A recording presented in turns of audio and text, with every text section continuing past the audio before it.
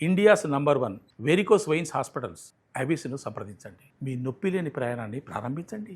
Corona కల్లోలం మళ్లీ మొదలైంది. ఇప్పటికే ఆంధ్రప్రదేశ్లో 3 కరోనా కేసులు నమోదవగా తాజాగా తెలంగాణలోనూ కోవిడ్ పాజిటివ్ కేసు నమోదైంది.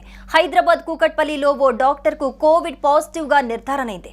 గత 2 రోజులుగా జ్వరంతో బాధపడుతున్న వైద్యుడికి ఆర్టీపీసీఆర్ టెస్ట్ చేయగా పాజిటివ్ వచ్చిందని వైద్యాధికారులు తెలిపారు. ప్రస్తుతం ఆయన్ను క్వారంటైన్లో ఉంచినట్లుగా తెలుస్తోంది. ఈ క్రమంలో ప్రజలు అప్రమత్తంగా ఉండాలని వైద్య ఆరోగ్య శాఖ ఉత్తర్వులు జారీ చేసింది.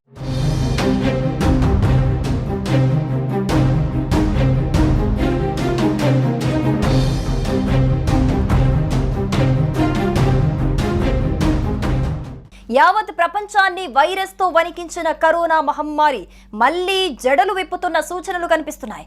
దేశంలో గత 4 రోజులుగా అక్కడక్కడ కరోనా మాట వినిపిస్తున్న సంగతి తెలిసిందే. అయితే తాజాగా తెలంగాణలో కరోనా కేసు నమోదైంది. హైదరాబాద్ కూకట్పల్లిలో ఓ డాక్టర్ కు కరోనా పాజిటివ్ నిర్ధారణైంది. దీంతో ప్రజలు అప్రమత్తంగా ఉండాలని వైద్య ఆరోగ్య శాఖ ఉత్తర్వులు జారీ చేసింది. అలాగే ప్రజలెవరూ ఆందోళన చెందాల్సిన అవసరం లేదని తెలిపిన తెలంగాణ వైద్యాధికారులు అప్రమత్తంగా ఉండాలని, బహిరంగ ప్రదేశాలలో మాస్కులు ధరించాలని సూచించారు. కరోనా లక్షణాలున్న వారు తప్పనిసరిగా టెస్టులు చేయించుకొని స్వీయ జాగ్రత్తలు పాటించాలన్నారు.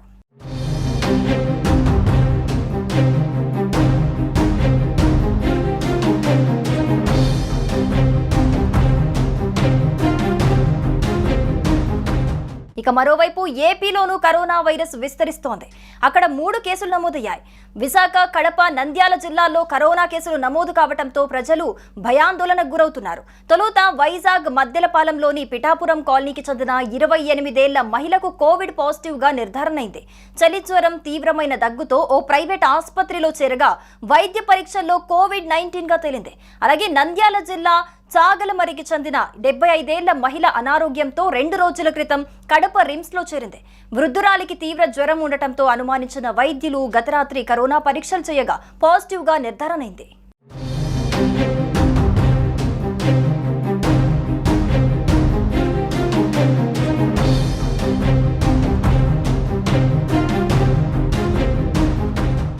కాగా చైనాలో పుట్టి ప్రపంచమంతటా విస్తరించిన కరోనా వైరస్ తెలంగాణలో మొదటిసారిగా 2020 మార్చి 2న తొలి కరోనా కేసు నమోదైంది.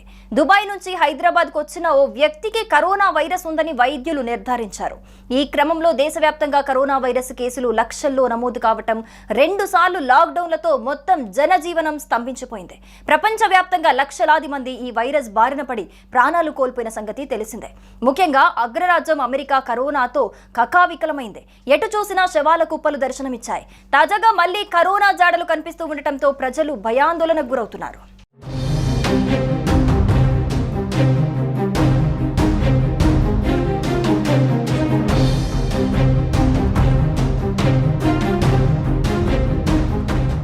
సుమన్ టీవీలో మీ పర్సనల్ అండ్ బిజినెస్ ప్రమోషన్స్ కోసం కింది నెంబర్కి కాంటాక్ట్ చేయండి.